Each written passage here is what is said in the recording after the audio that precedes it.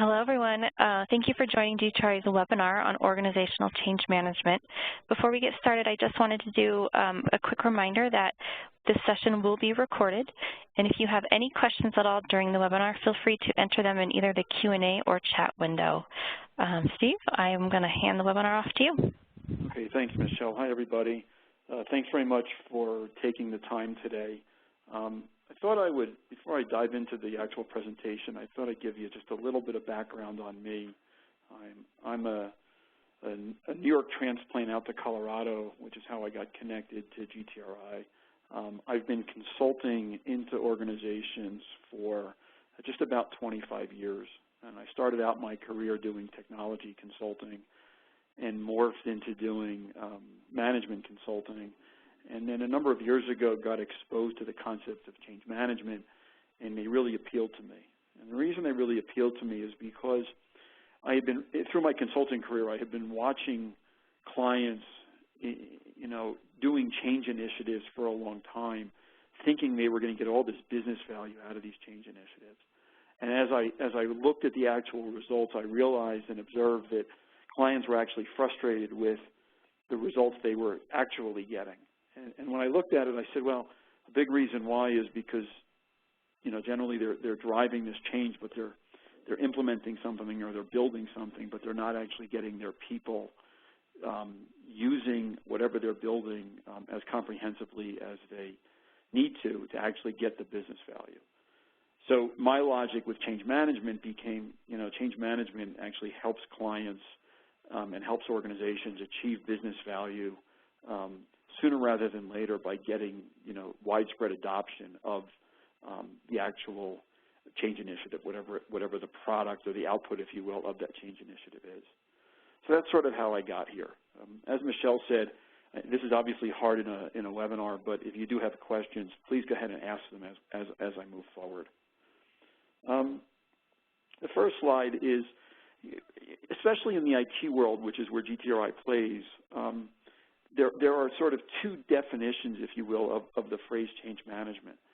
One that you see here on the left is the one I'm referring to, is really the way that people adopt to change. From a technology perspective, that can be the ways that people use the new tools. It can also mean the ways that people adopt to the new processes that are associated with new tools. What I'm not talking about today is the other definition that you see on the right here of change management, which I refer to distinguish as change control, meaning the way that application systems, IT infrastructure, et cetera, are controlled so that when they are changed, it's a healthy change, if you will. So again, we're focused on the people side of change management, not on the IT infrastructure side of change management. Little humor, if you will. I think in most organizations that I've ever seen, a lot of people, most people know where the problems are, and they're very, very excited at the prospect of changing. They're very, very excited as to the concept of change. So I think in most organizations you would expect to see most people want change. But when it comes down to who actually wants to change, human nature that I've seen is more often than not people don't want to change. So they want the change to happen, but they don't want to participate in the change. And frankly, the longer I do this kind of work and the more clients I observe, I've realized more and more that the way organizations change is by getting a lot of people to take a lot of little steps.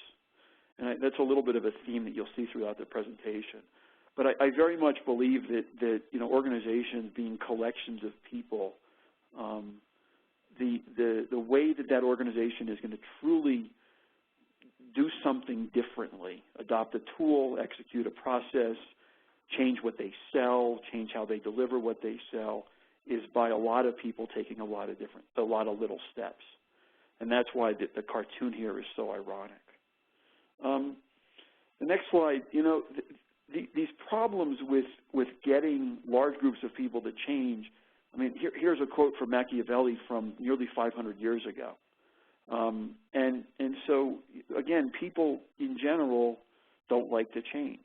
And that's why it's so hard for, all of our organizations to actually behave differently, to actually do things differently. But you have to do things differently in order to get the business results, the business value, if you will, from a change initiative that you want to get. And when I saw this quote in some book that I was reading several months ago, I found it pretty interesting that these problems have been going on for 500 years. And when I think about, my own life personally, and when I've wanted to make changes, they're hard. Doesn't mean I shouldn't make them, but it means even at a personal level, they're hard. And so if you believe my hypothesis that the way organizations change is by lots of people taking lots of little steps, you begin to realize, or I've begun to realize perhaps, I've begun to realize how difficult it is for organizations to change. The next couple of slides I talk about why change management is needed. And it's funny because as a consultant, I've seen lots of clients who didn't necessarily understand the value of change management.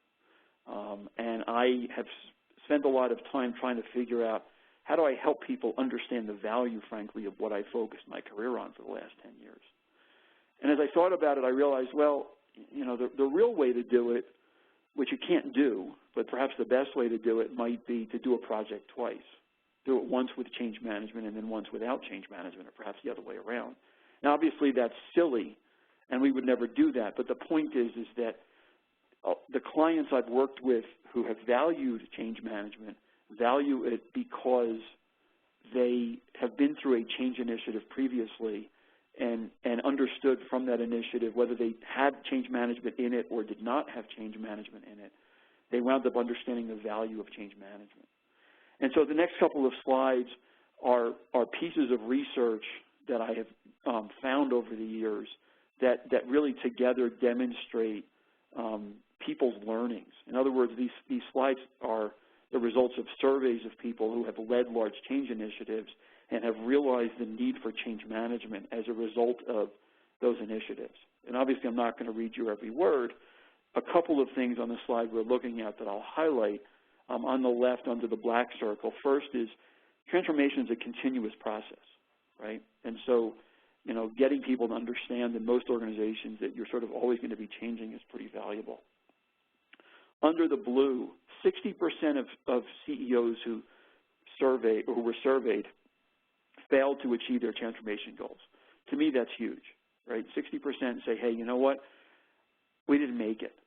Right? And the 40% under the red, the 40% who were successful, basically what they attributed being successful to was having the right kind of change management as part of whatever transformation initiative they were talking about.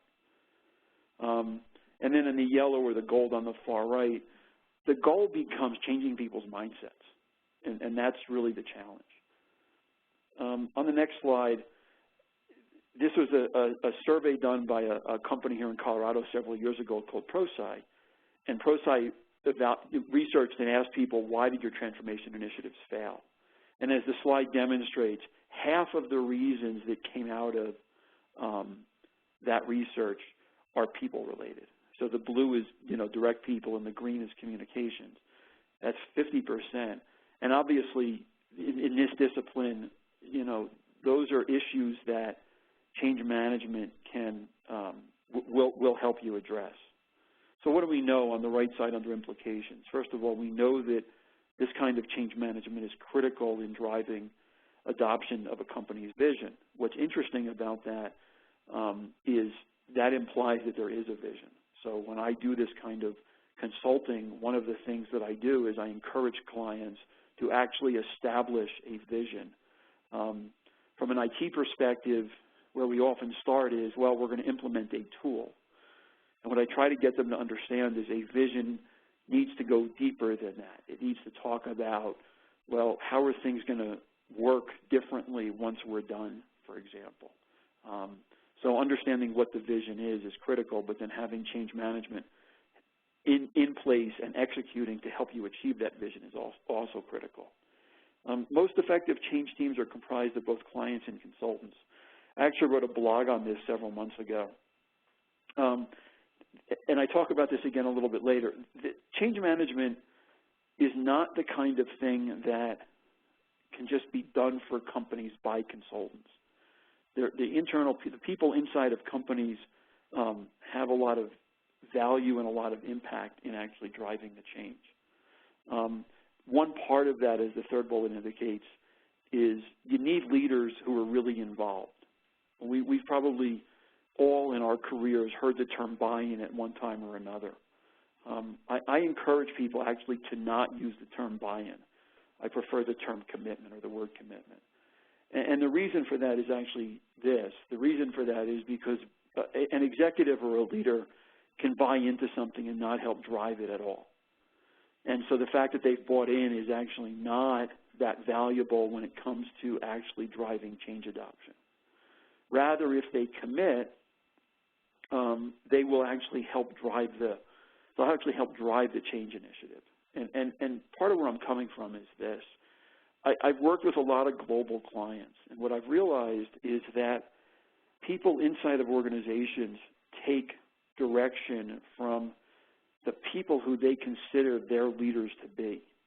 And so in a global organization, you know, if I'm somebody working in, I don't know, the country of Japan, let's say, I'm looking to leadership in Japan for direction. I'm not looking for anybody else. And so getting leaders involved, getting cross-functional leaders involved, and helping them actually drive the change is critical. It's absolutely critical. The next slide, this was an IBM study that was done several years ago as well. And IBM went off and said, you know, what are the barriers to change? And what do we learn from this slide? We learned pretty quickly that in the blue, you know, in the gray box with the blue bars, you see that the critical change challenges, the ones with the biggest impact, are mostly soft skills. Okay, so changing mindsets and attitudes we talked about. Corporate culture is much more soft than, you know, is a soft skill. Understanding and helping people understand the complexity, lack of executive commitment, all of those are soft skills. And yet, in most of the change initiatives I've seen, those kinds of things are not the kinds of things that are focused on. Organizations look at the product, if you will, or the hard output. And what we learn, especially in technology, is at the end of the day, the technology is easier than the soft skills. So the hard skills are easier than the soft skills. And again, on the right, key barriers are changing mindsets. I've already talked about that. And then I like the quote on the bottom, right? Leaders are unrealistic about how change is going to happen. They move ahead anyway and get into problems. And that came from a change manager. So again, if you look at why or what the barriers are to change, you see that they are soft skills. And obviously this kind of, you know, change management, the way I've described it, is the kind of thing that can help organizations overcome the soft skills. This next slide is somewhat of a standard slide. But again, if you go back to what I talked about earlier, which is the ultimate goal is to get to as much business value as quickly as possible. You look at this slide, and here the dotted line represents with change management, and the solid line represents without change management. Going back to the concept of people often know what the problems are inside of an organization. If you announce a change initiative, or even if you don't announce it, but the word gets out that we're doing a change initiative, if you don't control those expectations, people may have unrealistically high expectations. So they may think that the initiative is going to fix more, in fact, than what it's actually going to fix. And then as you move to sort of the middle of this curve, as they begin to realize if they start with expectations that are too high, and then they begin to realize that, well, wait a second, we're not getting everything that we thought we were getting. We're not getting everything that were in our expectations. They grow very disillusioned. And what that results in is again, following that solid line up to the 60% or so on the right, what it results in is you don't get to the business value, you don't get to as much business value as you otherwise might have. On the other hand, with change management, the dotted line, you announce an initiative, but you help people you help set people's expectations. So it's a very explicit exercise to help people understand exactly what's coming. By controlling or managing the expectations up front, you may lose a little bit of service, productivity, if you will, as you are, moving forward in the project, but you don't lose as much. And then again, most importantly, you get to that, maximize business results as quickly as possible. So that's really the purpose, if you will, of change. Another way to look at the purpose of change management. Another study. This is a combination of data from both McKinsey and SAP, so fairly reputable sources. What do we say here, right? We say, getting the people part right is the most important factor.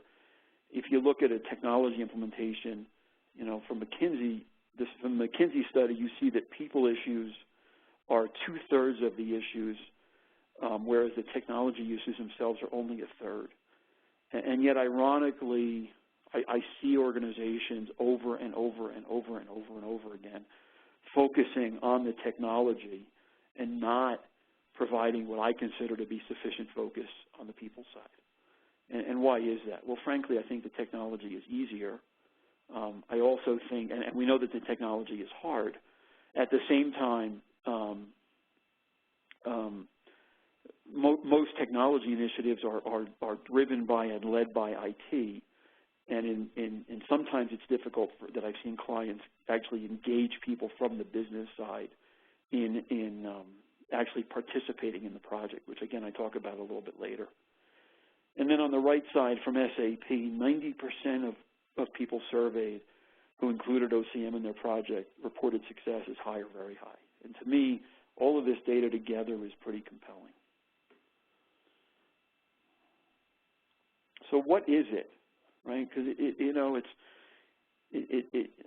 I've worked with a lot of people who sometimes will think about change management as I describe it, nailing Jello to a wall, right? But what are you really trying to do? Well, you're trying to manage expectations. I talked a little bit about, having a comprehensive vision up front. So you're trying to manage expectations. You want to make sure that your vision is clearly understood, but beyond that, when I lead clients through the construction of a vision, part of what I do is I encourage them to include people from around the company, not just from the piece of the company that's actually implementing whatever the initiative is. And the reason for that is because by getting people involved sooner rather than later, you begin to help them understand what's really coming. So by participating in the vision, there's actually some education that goes on. And then hopefully they become, if you will, evangelists or disciples of what's actually coming. And they help to spread the word about, hey, this is coming and it's good. Okay? So I get people involved early on. And then, in most organizations, people know what the problems are. They also have ideas for solving them.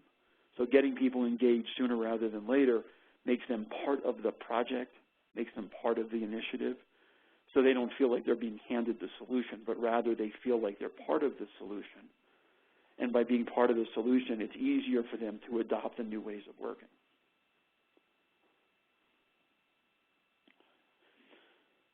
So what does it involve? Well, alignment of vision we've talked about, leadership that models desired behavioral change. So helping leaders understand really what's coming and truly getting their support. I've talked about it, but I can't stress it enough. And then the last one here, recognizing the need for organizational collaboration. I've talked about that as well. Again, the more people you have involved, the better off you are. And what I've seen change management successfully do at a number of clients I've worked with is sort of using that hypothesis or using that concept, got people to, brought that in and came up with mechanisms, if you will, to actually get people involved. However, what do we know? We know that change is difficult and we know it's personal, right? Why? Well, we know that people are comfortable with what they know. And like I said earlier, I believe that that's true at an individual level in a personal life, but it's also true in the work world, right? So I know my job. I've been doing my job for a while. I want to come in, I want to do my job, and I want to go home. And so I know it. And yeah, it may not be perfect, but at least I understand what's imperfect about it. And so that's the first thing. The second thing is when you force something on people, they question a whole bunch of things and they get nervous. So they may worry about their jobs. They may worry about what they're, whether they're going to have a job. They may worry about what their responsibilities are going to be and what kind of work they're going to have to do. They may worry about who are they going to be working with. In a lot of cases, people like the people they work with, or at least they're comfortable with them. And they're also going to worry about, am I going to have the right skills to do whatever my job is? And it might be the same job, but it might be doing the job differently. So they still may have to learn the skills. And so we know that, people wind up changing for their own personal reasons. And so a comprehensive approach to change management takes into account the fact that because people are going to change for different personal reasons, you need to use a number of different change-related techniques or change-related tools to help drive, enough people through, through the change process to where they're comfortable with the new ways of working. In other words, it's not a one-size-fits-all approach, right? It's not a one-size-fits-all approach. So you put a number of types of activities in place with the goal of appealing to a wide audience. Along those same lines, I have this conversation frequently. This work is not purely science. So sometimes the way I'll talk about it is it's both an art and a science. And what I mean by that is sometimes looking at a situation and applying the standard tools to it may not work as well as they may not work as well as we need them to work. And so understanding what are other things that you can put into place that you may not right away have from available as tools is also important, right? It's recognizing, like I said, it's both an art and a science. Lastly, on this slide, it's a journey, right? As that curve earlier showed, these kinds, especially transformational change, but really any kind of change, it takes a while. It's not the kind of thing that, a consultant can come in and do and run a workshop and all of a sudden it's done. No, it takes a while. Why? It takes a while because it takes a while to capture people's mindsets, if you will. I added this slide on governance for the following reason. Most change initiatives I've seen are led by one part of the organization. What we see at GTRI is these change initiatives are often led by IT, but they don't have to be. However, if you're trying to drive widespread transformation, you're affecting other parts of the organization. And yet, most people in other parts of the organization, if you will, the recipients of the change, they don't really want to follow direction from the organization that's doing it.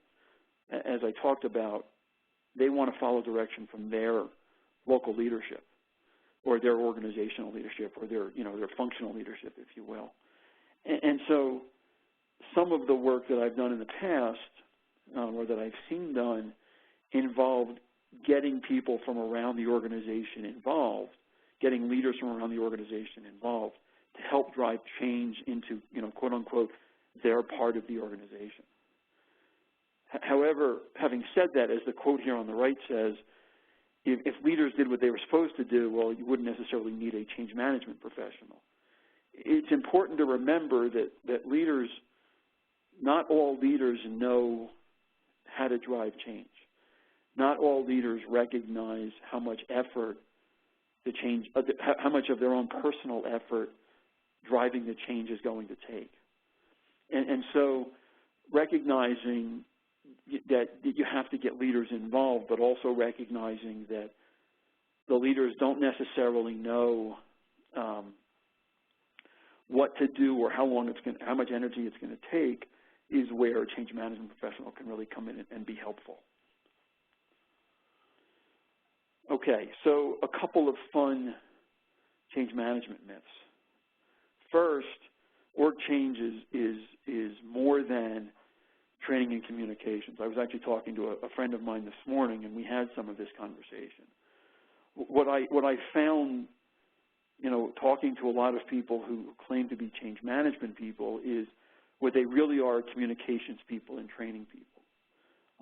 But what I tell people is, well, think about it. If I tell you about something and I teach you about it, are you going to behave differently? Right? Think about the people who, you know, you work with or who work for you or who you work for. If you just teach them about something and tell them about it, are they necessarily going to behave differently? In a lot of cases, the answer to that is no. And that's where, you know, a more, and I'll talk about this here in a few minutes, but that's where a more comprehensive approach to change management can really prove to be much more effective. So, for example,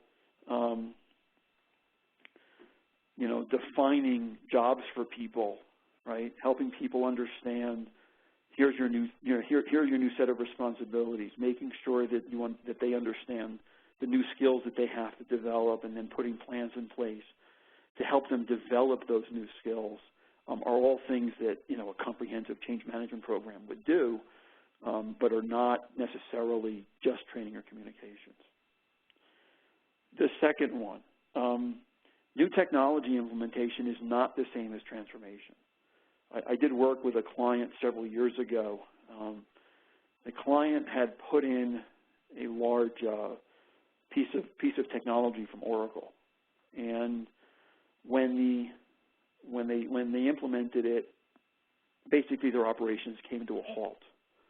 And so I was part of a SWAT team, if you will, of experts who went in to look at why have the operations come to a halt as a result of this implementation, and what do we need to do about it? And so I went in from a change management perspective, and I looked and realized that they had put they had put the Oracle technology in, but they hadn't done anything else to change the organization.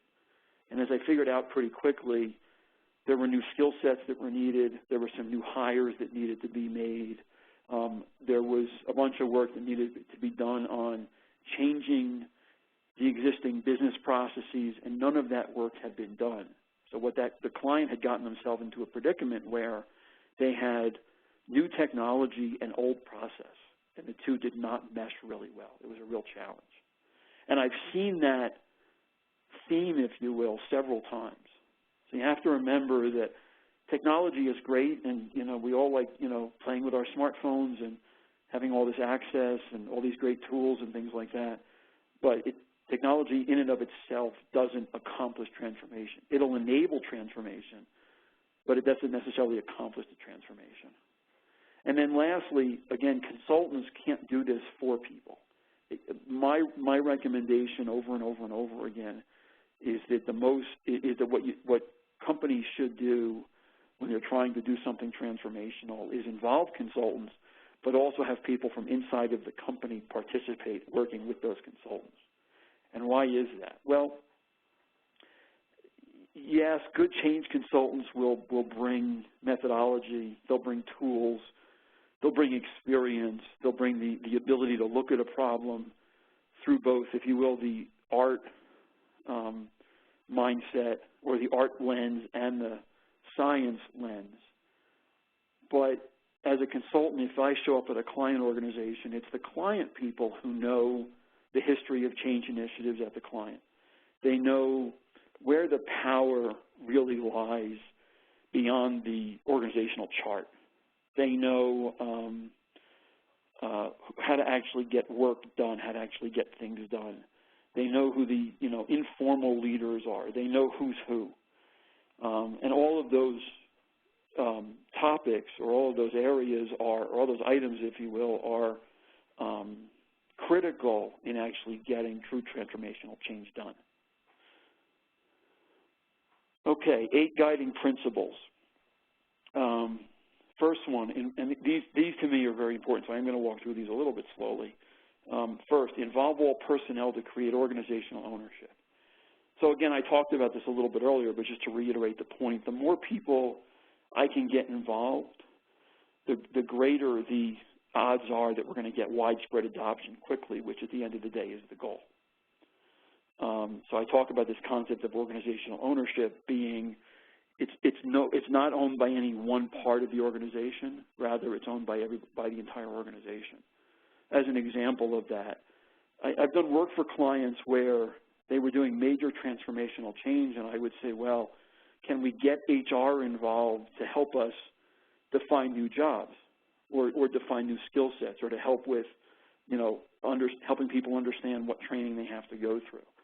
And those are things that people haven't necessarily thought of before I've brought them up, but they've proved to be effective over and over and over again. In other words, organizational ownership, a byproduct of it is people realize that the organization is truly serious about making the change. Number 2, drive change from the top down and the bottom up. So this goes back a little bit to the concept of, getting messages to people in a variety of ways. The point being that some people are going to change, and I talked about this on the earlier slide, but some people are going to change because their leaders tell them to change. Other people are going to change because their peers are going to encourage them to change. So I recommend putting mechanisms in place to get leaders to deliver messages and help drive change, and also to get peer groups the same, getting them to deliver messages and help drive change.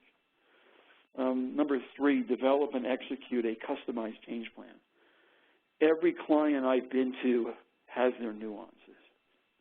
Every client group of people affected by the change have their nuances. I talked a little bit earlier about how this kind of work is both an art and a science.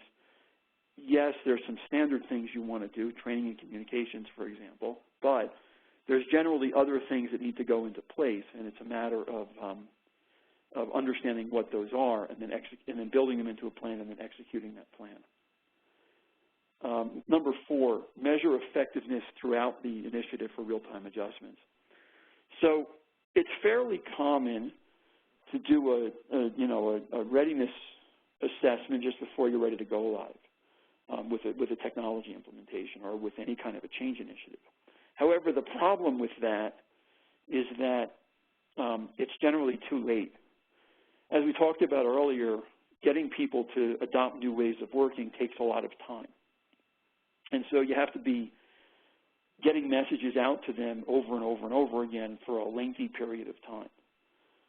And at the same time, I've also talked about the importance of involving people from across the organization, if you will, that number 1 here on this slide, the organizational ownership concept. And so if I'm relying on leaders to deliver messages, I need a way to understand whether those messages are being delivered and whether they're being, heard by the people they're supposed to be heard by.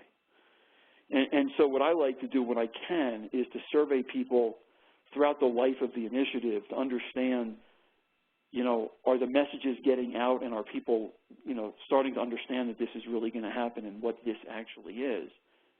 And if it's all happening, great, but if I survey people and I find out that, there are some leaders perhaps who are not delivering messages the way that we're expecting them to, I have time, if you will, for course correction. So I can change things, or I can go work with those leaders to make that more effective. Okay. Number 5, accentuate change-related data specific to the affected. Again, that really goes back to the customization. Number 6, and maybe the wording here isn't great, but drive buy-in through documentation of need and benefits. That really should say drive commitment through documentation of need and benefits. The idea being, again, that helping people understand in that vision, why are we doing this and what are we getting out of it, gets people more engaged because they get excited that they're going to have problems actually solved. Number 7, new environments change how things get done. So with a lot of these, you actually have to get people to change their skill sets. And so you have to recognize that it's not just we're going to put a new tool in and people are going to know how to work with it and how to support it and know the policies that are part of it and know the processes that are part of it. You have to worry about, am I really helping people understand how their jobs are changing as a result of this change initiative? And again, that goes back to what I talked about earlier, which is you have to get lots of people to take lots of little steps. And then lastly, always keep people in the loop, right? So the more people know what's going on, the more opportunity they have to internalize what the change is and progress against that or along that change curve. So this is, I apologize, this is a little bit of an eye chart. How do you do this, or what's critical about this kind of work? The first is, I talked about inclusive governance. I talked about governance earlier. So again, getting a wide number of people from around the organization involved in helping to drive or orchestrate the project is critical. And then just the solid or the darker gray boxes working across the top establish a sense of urgency, right? So help people understand, guess what? It's important that we do this, and it's important that we do it, quickly. Create a guiding coalition. So get people involved, as I talked about, from around the organization. Develop a vision and a customized strategy. So I talked about the vision. Customized strategy is, again, figuring out what tools do we need to make use of given the specifics of what we're trying to accomplish and the dynamics of the organization. Communicate the vision. As I talked about earlier, it's important to get people from across the organization to help define the vision, but then there's real value in asking those people, once the vision is complete and you've got sort of widespread commitment to the vision, asking those people to go off and communicate that out into their parts of the organization. It becomes real for the organization. Inclusive decision-making. Again, the concept of, this is the organizational ownership concept. These initiatives are often going to affect lots of different people. If you find ways to get them involved, and you find ways to get them to contribute, and if you find ways to get them to help make decisions about the direction, the greater the odds of adoption sooner rather than later. Short-term wins, awfully important. So I worked with one client who they had tried to do an initiative and they had failed, and the word got around that they had failed. And so they stopped the project, and 6 months later they restarted the project, and at that point they brought me in. And we talked about the need of, changing the opinion across the organization of the initiative so that we would develop that, more widespread support and readiness to adopt the new ways of working. And so we talked about and put into place the concept of, small things sooner rather than later, and then getting not the project team, but some of the people affected by those wins to spread the word about, hey, you know what, as part of this initiative, we got this win, and what we did as a result of that was we started creating energy going in the right direction, the direction we needed it. And then lastly, reinforce the change. The idea here being that many organizations may change for a short period of time and then fall back on the behaviors that they know. So where you can put into place methods or activities to reinforce it and to remind people that these are no longer the new ways of working, they are now the ways of working, is really very, very valuable. And I actually think this is my last slide.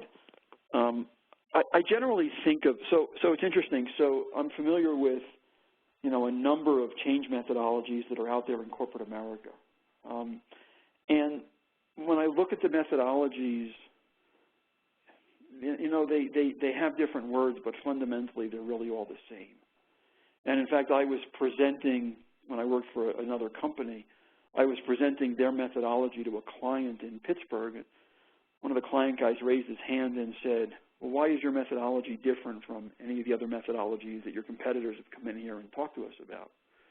And what I said to him was, the answer really is they're not different. They're fundamentally the same. I said, what's different about executing change plans is not the methodology, but it's rather the people who you've got involved. And it's the people, because those are the people who can help understand which tools to use, and also understand, what tools you need to use that you don't necessarily have. Having said that, change methodologies include a set of tools, and because they're all fundamentally the same, generally the tools that you find in them are the same as well. So underneath the go-to toolbox here, is a list of tools. Now, the reason I present it as a toolbox is because it's just like having a toolbox at your house, right? So, I have a toolbox at my house, and in that toolbox I have a hammer and a wrench and a level and a screwdriver and a tape measure, and in my case, probably a lot of tape. And I don't ever use all of the tools on one project. Rather, what I do is I look at what the project is, and from there I say, what are the tools from my toolbox that I need to use? With the concept of change management being both an art and a science, the tool analogy works the same way. In other words, look at this list of tools, recognizing that you probably wouldn't use all of these on any one initiative, but you have to understand which of these do I want to use or do I need to use to make the initiative I'm currently faced with successful. And then on the right side, the creative, again, the concept of art and science, that's the art side. Understanding what are the tools that I may need to put into place for a specific situation that I don't necessarily readily have in the methodology that I'm using. So that's everything I've got.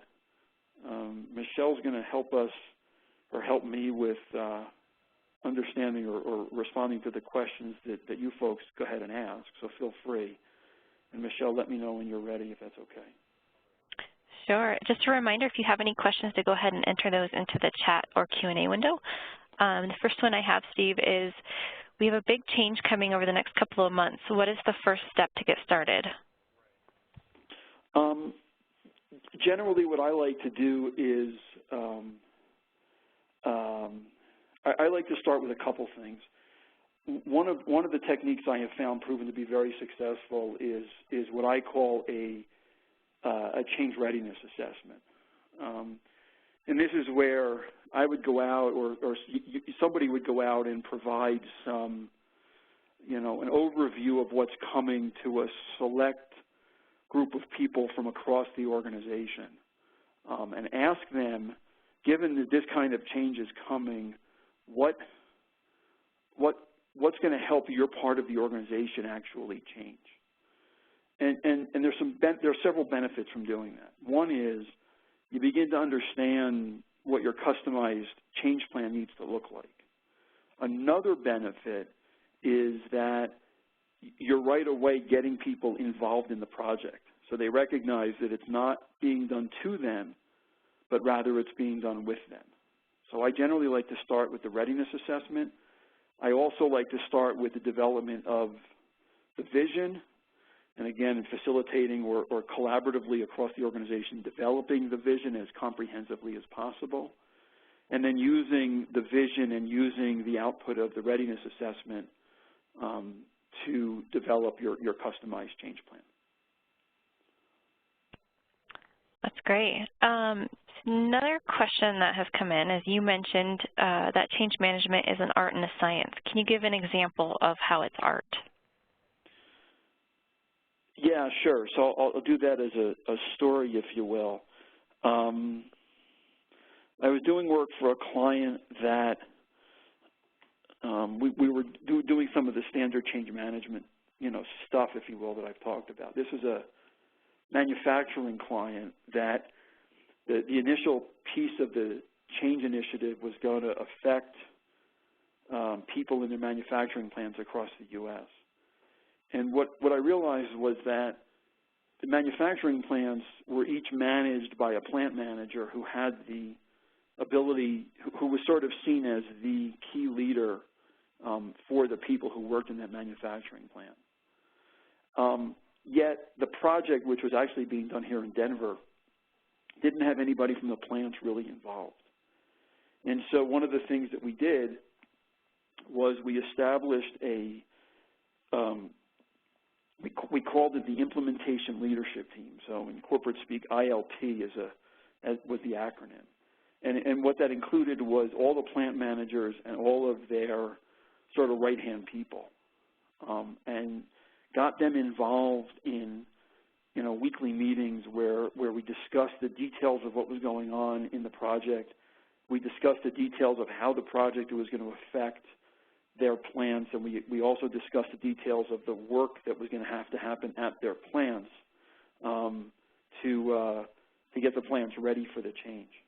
And that was something that was more art than it was science. Looking at that situation and understanding the fact that ILT was actually necessary.